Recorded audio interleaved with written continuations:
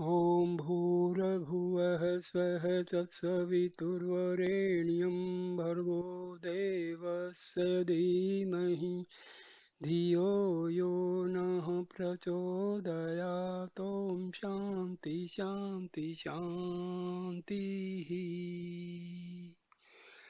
Namaste, my dear friends. Maharshi Ramana liked, highly liked, and recommended six books to his devotees. The books are Alam Andre, Sorupasaram, Kaivalaya, Navneetam, Ribhu Gita, Astavakra Gita, and Yoga Vasista. I have already given videos on Alam Andre and Sorupasaram.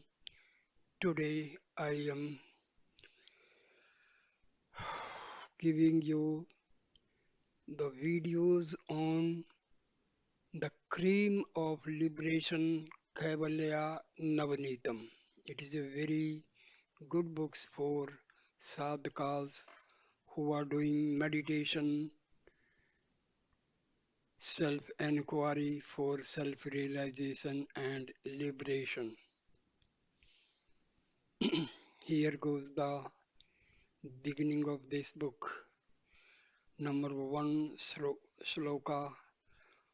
Prostrations to the holy feet of the unique Lord, who like ether remains as the sole witness in the hearts of all beings, whether they are swayed by desire for wealth, lands, and women, or are free from such desire, and who shines as the towering peak over the seven successive spiritual heights, which are in themselves exalted over all other planes of mind, or in Nanilam, the holiest of the seven holy places. Verse number 2. I worship the ever shining pure consciousness which manifests as Brahma, Vishnu, or mighty Shiva, according as he creates, preserves, or withdraws the universe, and also as the countless individual beings, yet remains ever free and perfect as the blazing sun over the ocean of bliss. Verse number 3.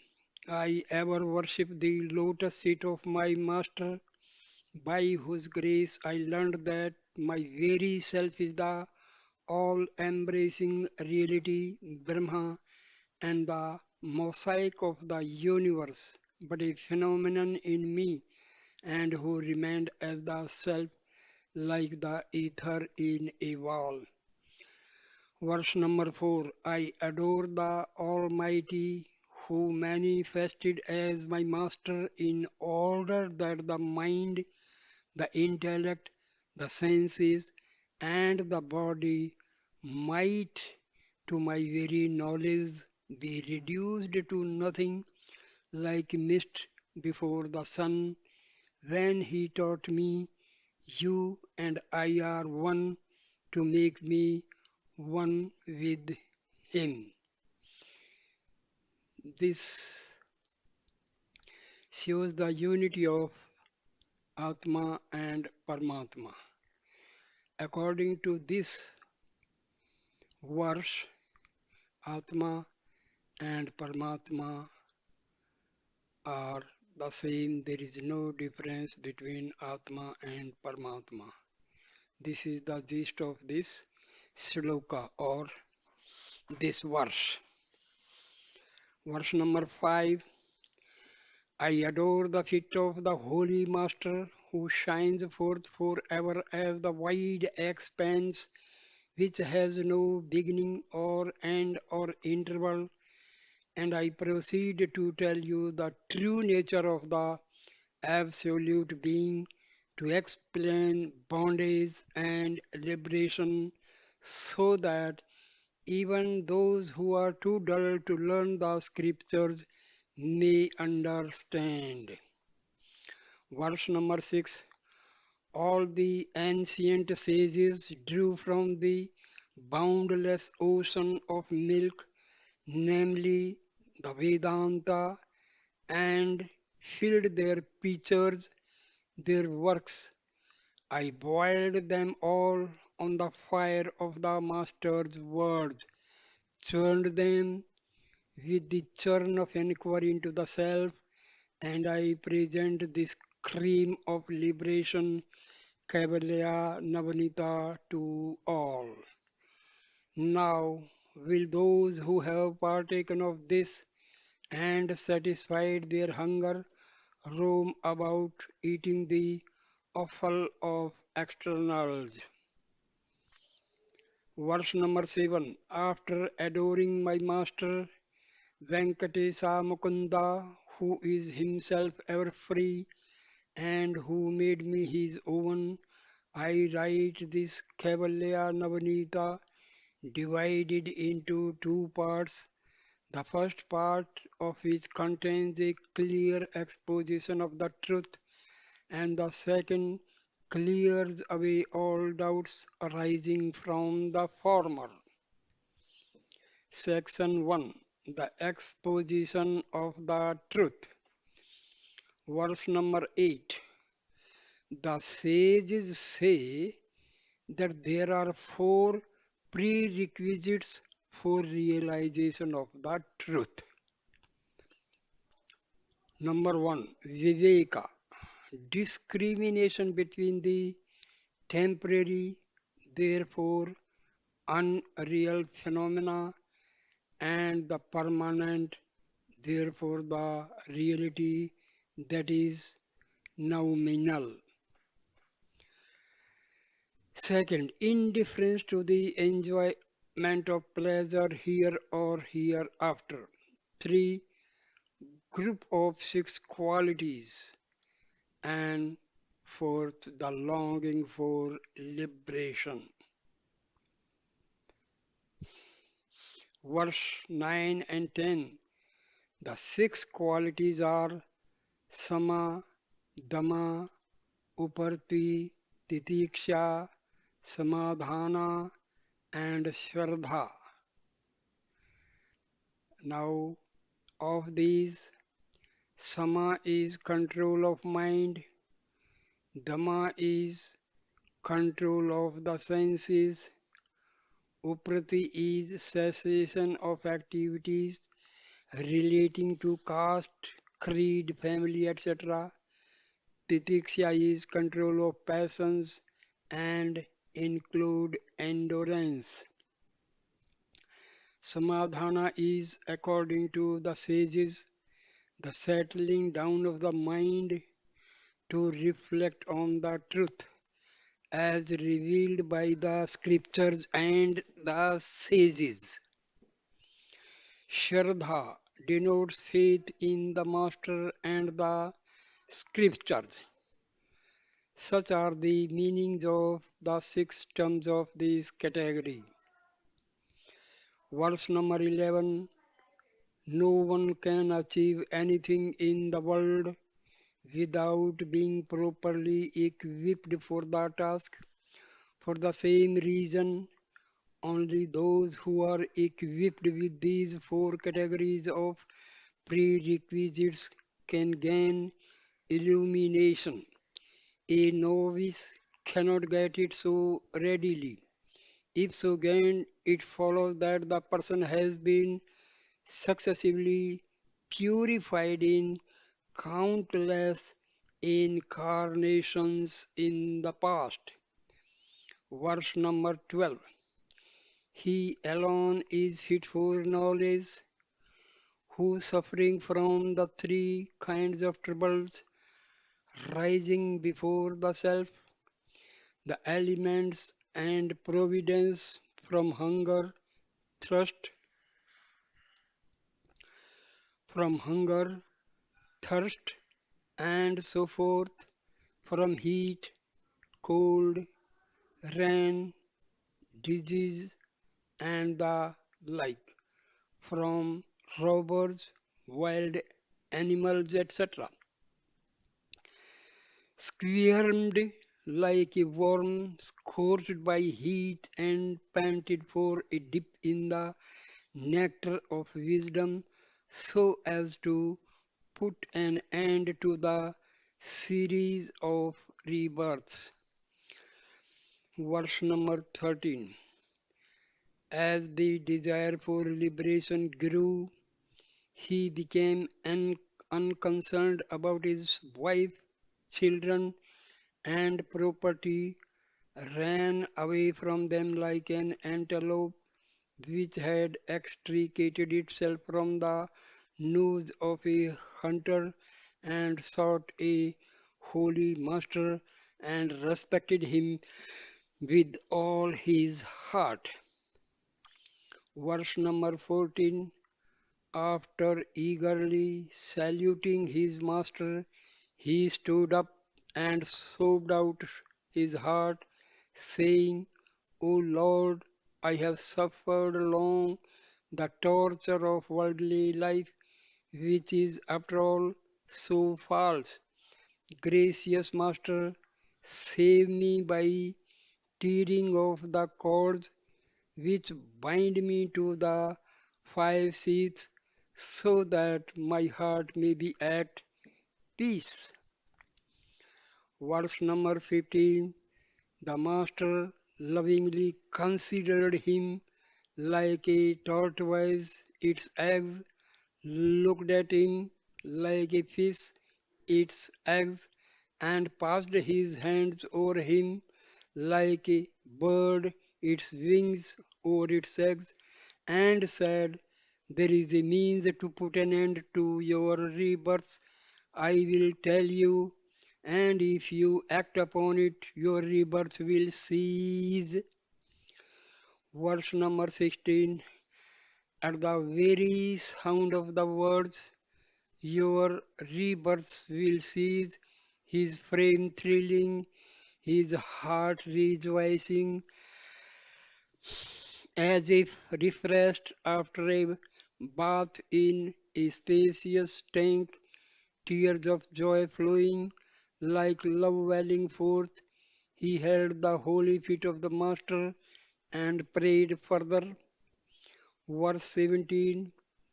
Even if I, your servant, am unable to carry out your instructions, you can set me right by your grace. You said just now there is a means to put an end to your rebirth.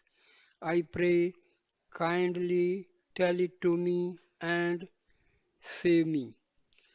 Verse 18. Finding himself subdued, the Master looks at the soul of the disciple and begins to instruct him so that the soul may regain its true nature, as a wasp places a well chosen caterpillar in its shell of earth and then buzzes before it.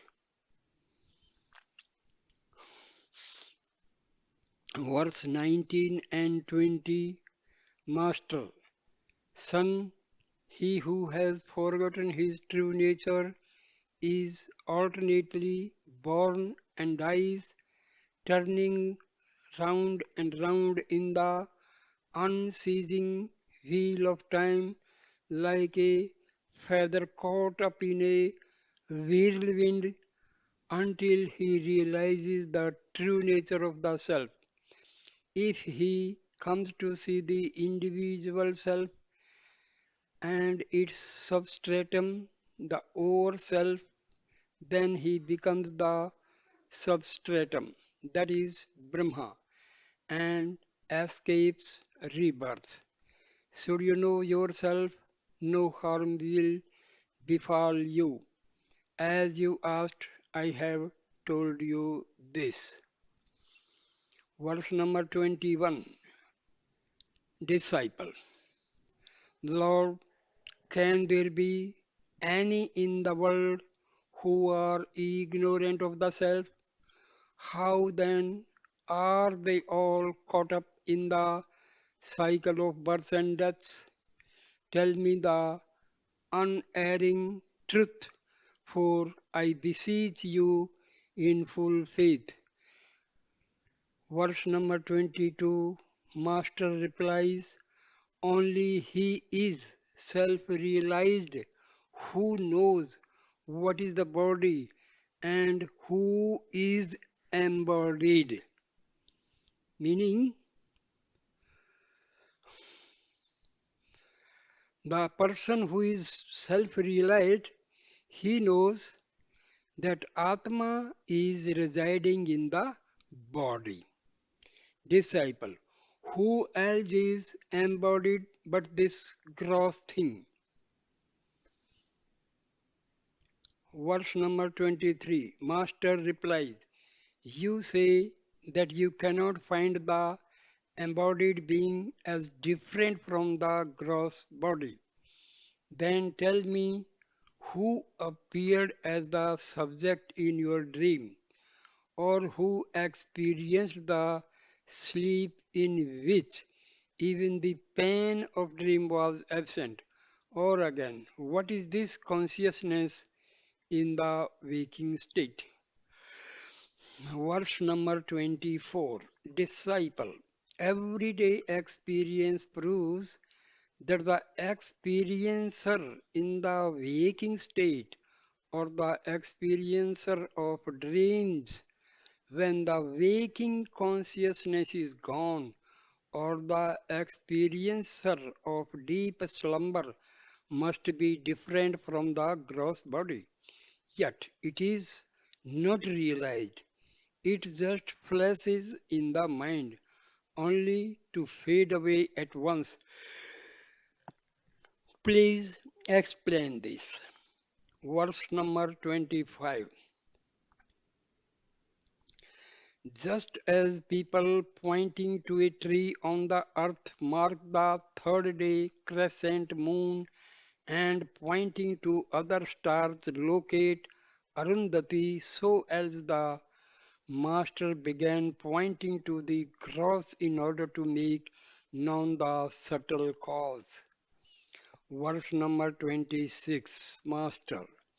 The Vedanta as a whole mentions as the cause of bondage and release superimposition and its effacement, respectively. Bondage is caused by superimposition, release by its effacement. Now listen as regards the former. Verse number 27. Superimposition is seeing one thing in another. A snake, for instance, in a rope, a man in a post, water in a mirage, or a blue canopy in the empty sky. Verse number 28. Similarly, the five elements and their combinations seen in Brahma, which is free from name and form, one and the same without a second, self-consciousness and perfect are products of illusion. Verse 29. If you ask how superimposition gives rise to creation, the answer is the beginningless jivas, that is the individual souls, remain unmanifest, avyakta, as in deep slumber. This state is disturbed by the generative thoughts of Ishvara, otherwise called time.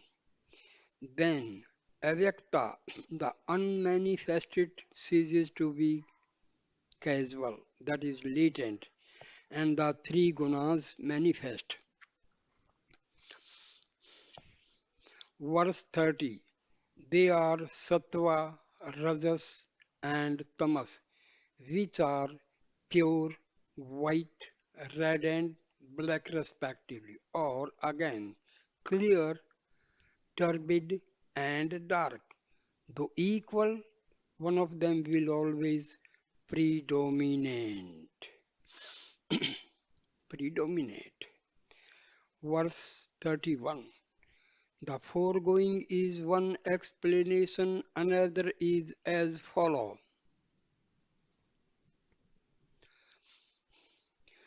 The causal state which remains unmanifest later expands as Mah- Mahatattva, the totality of the jivas, the individual souls, and manifests as the ego, wherein the three gunas become apparent. Verse number 32. Ether like chitta, consciousness, is reflected in them. Of the three, Sattva is clear and is called Maya. Brahma reflected in this is Isvara, the intellect cause of the universe, immanent in all, untainted by Maya or by any way of the gunas. Verse 33. This Maya is the state of deep slumber, the causal body and the blissful seat of Isvara. Rajoguna is avidya, absence of real knowledge. Chit reflected in this guna, which is not clear owing to its constant agitation, gives rise to countless beings. The jiva in this state is known as prajna. Verse 34. This is the blissful sheath and state of deep sleep and the causal body of the jivas. I have so far described the causal state of superimposition. Hear me now explain its subtle phase. Verse 35. To provide the wherewithal of experience to the jivas by the loving grace of Isvara, who has all the wondrous powers of his inseparable Maya, the Tamaguna then divides itself into two aspects, namely, number one, dense veiling of reality, and number two, multiplicity of phenomenon. Verse number 36. In the latter of these two, there appears ether, from ether, air, from air, fire, from fire, water, from water, earth. All these five in the nascent state are called elements. From these arise bodies suitable for experiences. Verse number 37. The three gunas permeate all these five elements. In sattva, which is pure, there arise the jnanendriyas, the five senses of individual function, and also the mind and intellect of collective function. These seven products of sattva form the instruments of knowledge. Verse 38. Then in Rajoguna there arise the vital airs of collective function and the karmendriyas of individual function. These 17 fundamentals from the subtle bodies of gods, demons, human beings, animals, and all other living organisms. Verse 39. The Jiva, united to such a body, is called Tejasa, and Isvara, under similar conditions, is known as Hiranyagarbha. In both cases, it is called Linga Srira, or the subtle body, which comprises the three seats, the vital, the mental, and the intellectual. This is their dream state. Verse number 40. So much for the subtle body.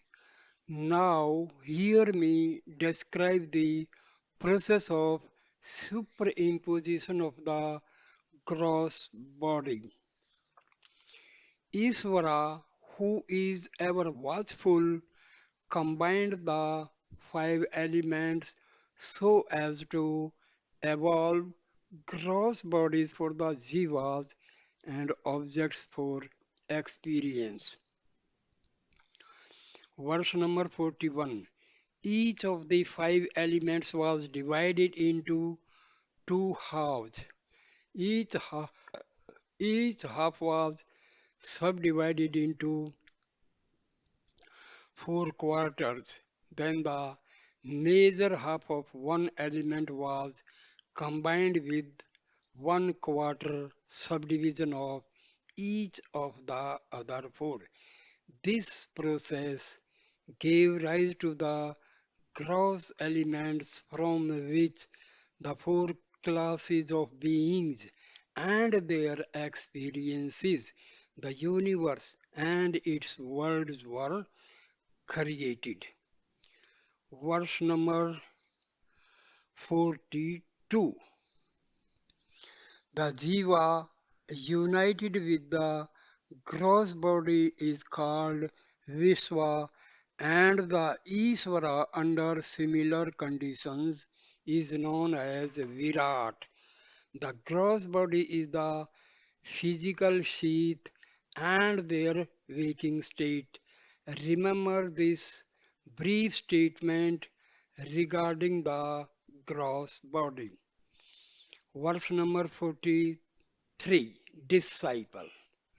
Master, if these states, gross, causal, and subtle, be common to both, how shall we know the difference between exalted Isvara and the ordinary Jiva? Master replies, the Jiva is the effect and Isvara the cause. There is also a difference as between units and their totality.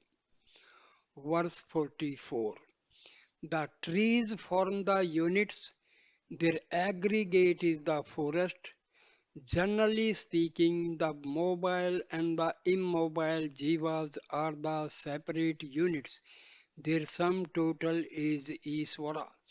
This is the difference between Isvara and the jivas. Verse 45. I have said thus far what superimposition is.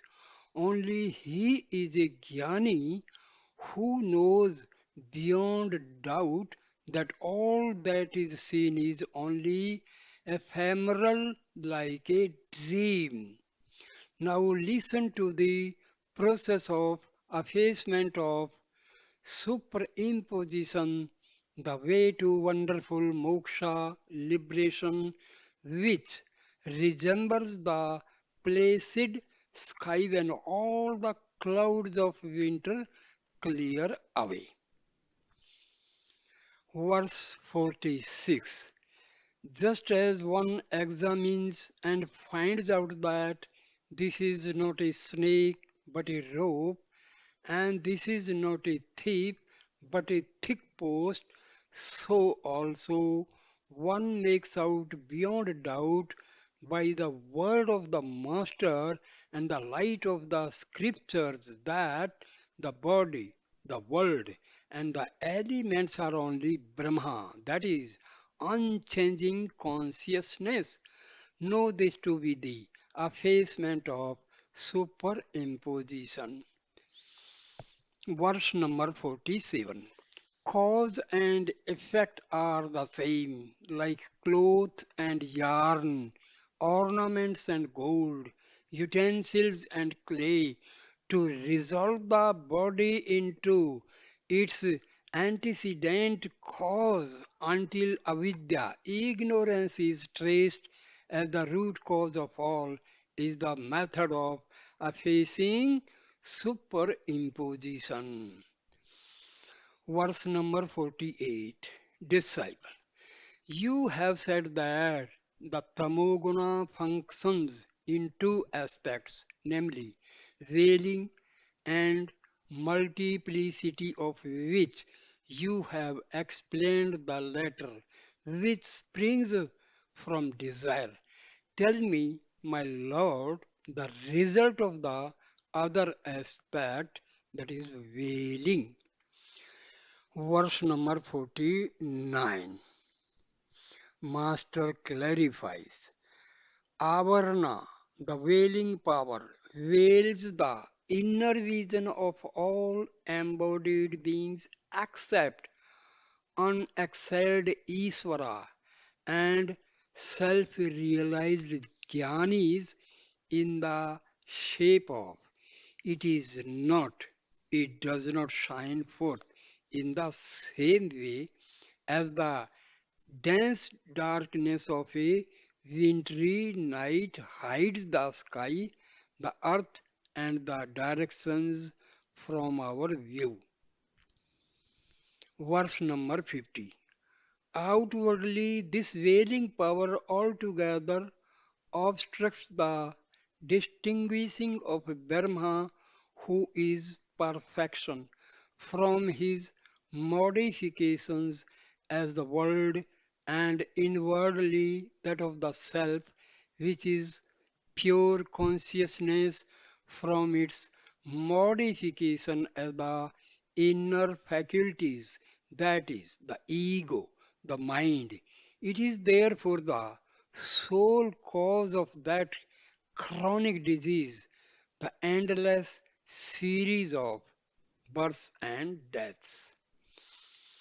Verse number 51. The question then arises, whereon does the superimposition rest when the substratum is completely hidden? And how can there be any superimposition if the substratum is not hidden? The answer is the substratum is twofold, general and particular, of which the general substratum remains continuous and unbroken. Transient superimposition is particular. Verse number 52. In the world, the common substratum, this is, can never be veiled, but only the particular identity. This is a robe. Similarly, with the jiva, ignorance does not veil the substratum I am, but it veils the specific knowledge I am Brahma. Verse 53. Disciple. How does it happen, my master, that the power of veiling is censored for the doings of the power of multiplicity, which, arising as the five seeds, the jiva, and the world, obstructs pure being from view? Verse 54. Master, listen carefully. Although the power of multiplicity is the direct cause of the misery laden cycle of births and deaths, yet it is of service to those who seek liberation in earnest. Can the darkness of night be of the same service for one's useful activities as the light of the day. What more can I say to you? Therefore, my son, the power of wailing is the more harmful of the two. Verse 55. Has anyone gained release from the cycle of subsequent births because the world was totally lost from view in his deep sleep or in the dissolution? The power of multiplicity can altogether bring about liberation, but the thick veil of ignorance is the sole cause of the present calamity. Verse 56. You may argue thus, since the power of multiplicity is said to be a superimposition like the appearance of silver in mother of pearl and is therefore false. The liberation gained by the aid of this false power must also be equally false. The answer is a frightful dream, though unreal, ends in waking up the dreamer from sleep. Even so, liberation is real. Verse 57. Just as poison is commonly antidoted with another poison, an iron spike is extracted with another piece of iron. Arrows are turned aside by others, and dirt is washed away with other dirt. That is fuller's earth. So, ignorance, which is weak in itself, can be eradicated by methods which are themselves of the same Maya. Later, this also perishes like the pole used to turn a corpse that is burnt. Verse 58. Through this Maya, Jiva's experiences. Through this Maya, Jiva's experience seven stages of development as follows: ignorance, wailing, multiplicity, indirect knowledge, direct experience, freedom from misery, and supreme bliss. Verse 59 and 60. Of these, ignorance is to lose sight of the fact that the inner self is no other than Brahma. Wailing makes one say, there is no Brahma. I do not see him.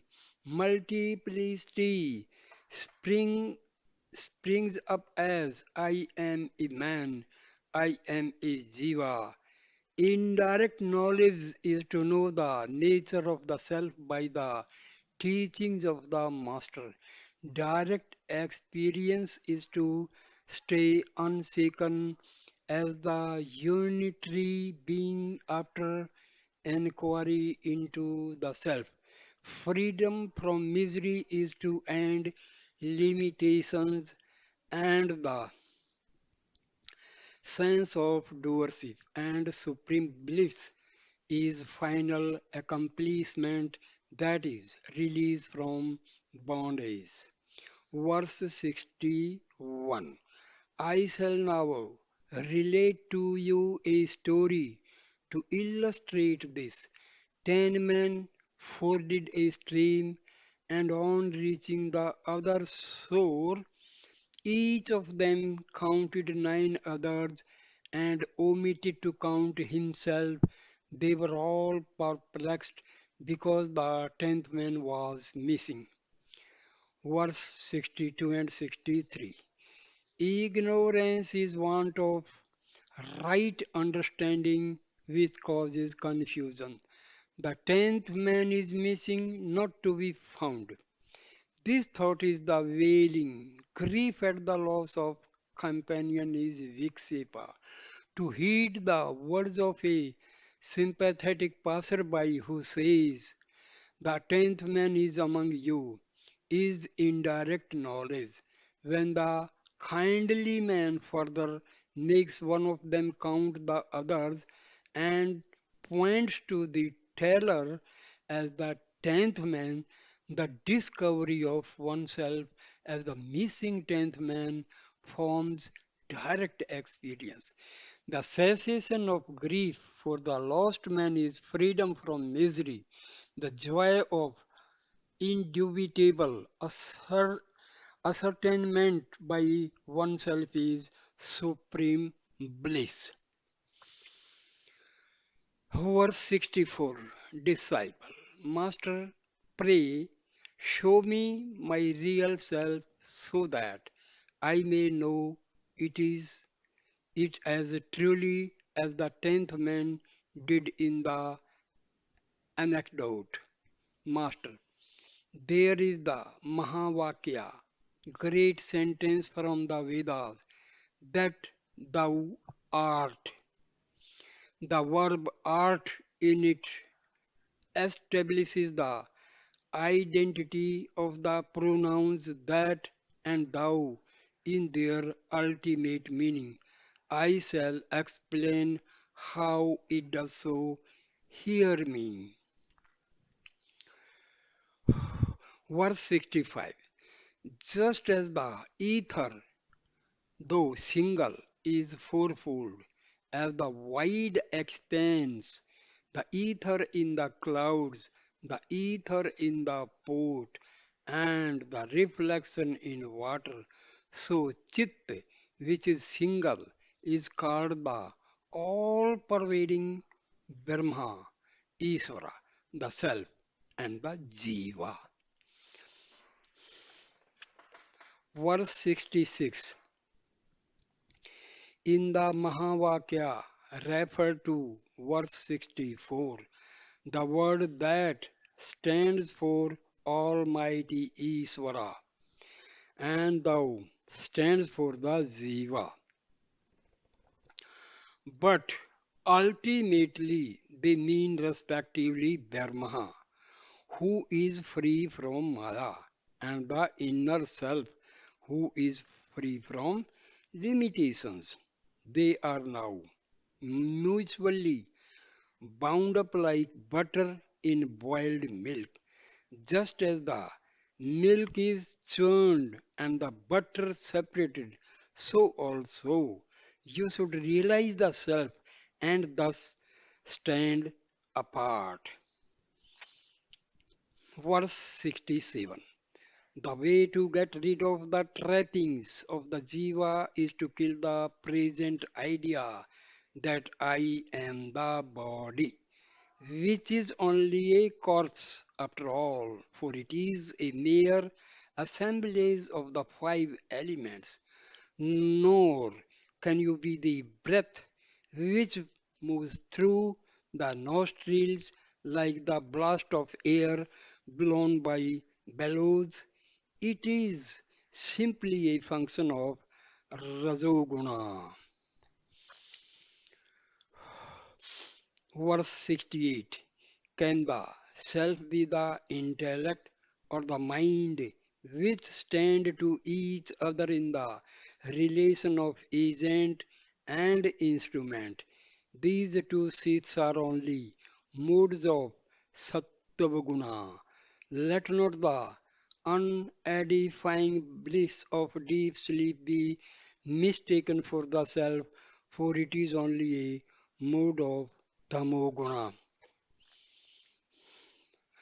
Verse 69. Know thou as the self to be Sat Chit Ananda, the ever unchanging, single, eternal, and all pervading witness, and rid yourself of the trap of the five seeds, which are of an opposite nature, false, insentient, painful, etc. Verse 70. Disciple, when I disassociate myself from the five seeds and look beyond, there remains only a blank. I see nothing more than that. Am I to take this blank for the supreme experience of the self? Ma- Verse 71, Master replies, in anecdote, the tenth man of deluded intellect, after counting only 9 men and not recognize himself as the tenth, was stupefied. Can such stupor be the tenth man? Good son, you are the seer of all. That is blank and the five seats. Verse 72. I speak the truth. You are the unchanging witness of the gross, subtle, and causal ignorance, the waking, dream, and sleep states, and the passage of time, past, present, and future, which endlessly rise and fall like waves in the ocean of bliss. Verse 73. Do not ask, by what light shall I see myself? Who am I, the all seeing witness? Can there be a light to illumine the self luminous light? The tenth man knows himself as such among the others. Is there an 11th man in him? Verse 74, to argue that another knowledge is necessary to make knowledge known is foolish and leads to interminable controversy. You are neither known nor unknown. Realize yourself as self shining knowledge. Verse 75. Is it what makes the sweet sweet, not the nature of sugar to be sweet? Realize yourself as the meaning of I, which makes known objects as this and that, or the seen and unseen, and itself lies beyond them. Verse 76. The self, as described above, is the primary meaning of thou in the Mahavakya, that thou art. Brahma, which is never bound by limitations, is the primary meaning of that. Their secondary meanings are the transient Jiva and Isvara, respectively. Two separate entities can never be identical. Verse 77. The distinctions between Isvara and the Jiva are due to their names, localities, artificial limitations, bodies, and capacities. They are as far apart as the upper and the nether regions. Neither regions. Their identity is unthinkable with these associations. Verse number 78. When the conventional acceptations of terms appear inconsistent, the Pandits of ancient lore bring out the true meanings by employing three methods of exegesis: disjunction, conjunction, or the two combined. Verse 79. 1. The house on the Ganges, and 2. The black remained and the red fled, and 3rd, this is that Devadatta are respectively examples of the above.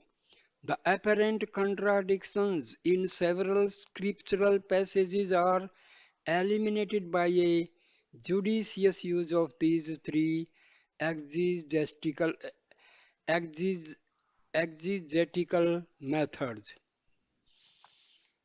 Verse 80. In the example, this is that Devdatta, the man who was seen in another place And on another occasion, and also known as Devdatta, is this man who is seen in this place and on this occasion. Although the time and place are different, a little consideration reveals the man to be the same. Verse 81. Similarly, in the words that and thou, their literal meanings excluded, the consciousness principle is taken as Brahma and as the witness whose unbroken identity is established established by art, so that Brahma is the self and the self is Brahma. Verse 82. The ether reflected in water in a pot and in the clouds are both circum circumstantial and therefore unreal, whereas the space in the pot and the wide expanse are together one and the same. Similarly, all pervading Brahma and the witness in the individual being are together one and the same. You must experience it so that you may remain fixed in the realization I am that reality. On hearing this, the disciple, loyal to the instructions of the master, discarded the five seats and the blank realized the self as I am Brahma, went beyond that and remained as perfect being. Verse 84. At the glance of the Master, who was a grace incarnate, the worthy disciple sank into the ocean of bliss and merged as the undivided whole as pure consciousness free from body, organs, and all else, with mind made perfect, so that he became the true self, unaware while awake. Verse 85. After the blessed disciple had remained in that state for a long time, his mind gently turned outward. Then he saw his glorious master before him. His eyes were filled with tears of joy. He was full of love and fell at the feet of the master. He rose up, came round the master, and with folded hands spoke to him. Verse 86. Disciple, Lord, you are the reality remaining as my inmost self, ruling me during all my countless incarnations. Glory to you who have put on an external form in order to instruct me. I do not see how I can repay your grace for having liberated me. Verse 87. The Master beamed on him as he spoke, drew him near, and said very lovingly, to stay fixed in the self without the three kinds of obstacles obstructing your experience is the higher return you can render me. Verse 88. Disciple, my Lord, can such realization as has transcended the dual perception of you and I and found the self to be entire and all pervading fail me at any time? Master replies, the truth that I am Brahma is realized from the scriptures or by the grace of the Master, but it cannot be firm in the face of obstructions. Verse number 89. Ignorance, uncertainty, and wrong knowledge are obstacles. resulting from long-standing habits in the innumerable incarnations of the past, which caused trouble, and then the fruits of realization slips away. Therefore, root them out by hearing the truth, reasoning, and meditation. Verse 90. Checked by incantations, fire will not scorch. Likewise, defective realization will not put an end to bondage. Therefore, devote yourself to hearing the truth, reasoning, and meditation, and root out ignorance, uncertainty, and wrong knowledge. Verse 91.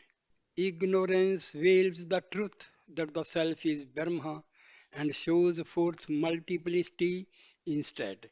Uncertainty is the confusion resulting from lack of firm faith in the words of the Master, the illusion that the ancient world is a evanescent world is a reality and that the body is the self is wrong knowledge. So say the sages. Verse 92. Hearing the truth is to revert the mind repeatedly to the teaching that thou art. Reasoning is rational investigation of the meaning of the text as already heard. Meditation is one pointedness of mind. If every day you do these, you will surely gain liberation. Verse 93. The practice must be kept up so long as the sense of knower and knowledge persists. No effect is necessary, therefore. Remaining as a pure, eternal consciousness, untainted like the ether, and thus liberated while alive, one will live forever as that after being disembodied as. Verse 94. The wise remaining like ether and liberated even here are of four classes, namely Brahmavid, that is knower of Brahma, Varavaraya, and Varishtha in order of merit. Verse number 95. The Brahmavids who by steadfast practice have gained clear realization of Brahma continue perform even the hard duties of their caste and stage in life exactly as prescribed by the Shastras for the benefit of others without themselves swerving from their supreme state. Verse 96. Should passions rise up, they disappear instantly and cannot taint the mind of the Brahmavids who live in society detached like water on a lotus leaf. They look ignorant, not showing forth their knowledge, and remain mute owing to intensity of inward bliss. Verse 97. Prarabdha, that is karma, which is now bearing fruit, differs according to the actions in past incarnations. Therefore, the present pursuits also differ among jnanis, who are all, however, liberated even here. They may perform holy tapas or engage in trade and commerce or rule a kingdom or wander about as mendicants.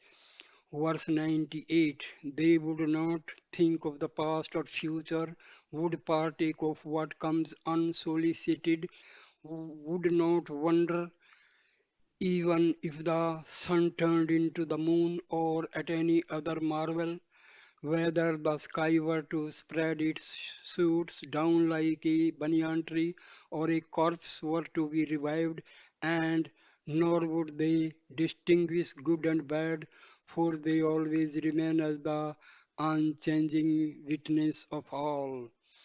Verse 99. Among the other three classes, the Vara and the Varaya remain settled in Samadhi. The Vara feels concern for the maintenance of the body. The Varaya is reminded of it by others. The Varishta never becomes aware of the body either by himself or through others. Verse number 100. Although there are distinguishing characteristics in the lives of the different sages who are themselves very rare in the world, yet there is absolutely no difference in the experience of liberation. What can be the use of the hard-born samadhi? The Brahmavid who is outwardly active seems sometimes to feel the misery of calamities, whereas the others remain in unbroken bliss. Now, if the Brahmavids live like the ignorant, how are they free from the cycle of birth and how is their ignorance gone? The all pervading ether remains untainted by anything. The other four elements are tainted by contact with objects. So it is with the Brahmavid and the ignorant. The immemorial Vedas declare that single-minded devotion to a holy sage is not only pleasing to Brahma, Vishnu and Shiva together, but also secures the rewards of all the Vedic rites and finally liberation from the cycle of birth. Now listen how liberation while alive persists after disembodiment also. Now I stop this video here and continue in the second video of Kaivalaya Navneetam. Thank you, my dear friend. Please like, comment, and share the video and subscribe my channel. Namaskar, namaskar, my dear friends. Namaskar.